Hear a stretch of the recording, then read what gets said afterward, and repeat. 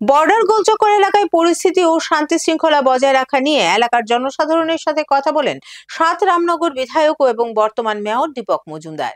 Border গোলচক্কর এলাকায় শান্তি ও সম্প্রীতির পরিবেশ বজায় রাখার লক্ষ্যে এলাকার জনগণের সঙ্গে বৈঠক করলেন বিধায়ক তথা মেয়র দীপক কুমার মজুমদার। বৈঠকে তিনি এলাকার সর্বস্তরের জনগণের কাছে আহ্বান জানিয়েছেন যাতে এলাকায় পুনরায় কোনো ধরনের উচ্ছৃঙ্খল পরিস্থিতির সৃষ্টি না হয় সেদিকে নজর রাখতে।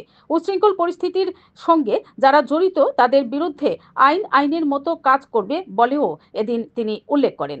শান্তিপ্রিয় প্রত্যেক জনগণকে এলাকায় শান্তি সম্প্রীতির পরিবেশ বজায় রাখতে তিনি আহ্বান জানিয়েছেন। Bureau report, BTV Tripura news.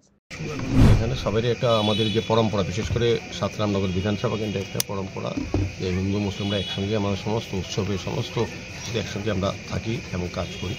তো সেটা বজায় আছে।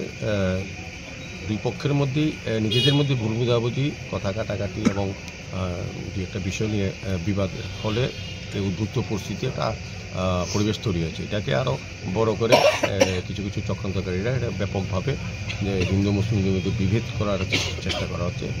আমাদের রাজ্যে যে স্থায়ীভাবে শান্তি প্রতিষ্ঠিত সেটাকে বিনষ্ট করার একটা চক্রান্ত। তো আমি এলাকার বিধায়ক হিসেবে আমি সবার সঙ্গে কথা বলেছি, সেরকম কোনো আতঙ্কের বিষয় নেই এবং সবাই মিলে আমরা এক জায়গায় এসেছি যে আমাদের একসঙ্গে থাকতে হবে, একসঙ্গে আমরা সমস্ত কাজ করব।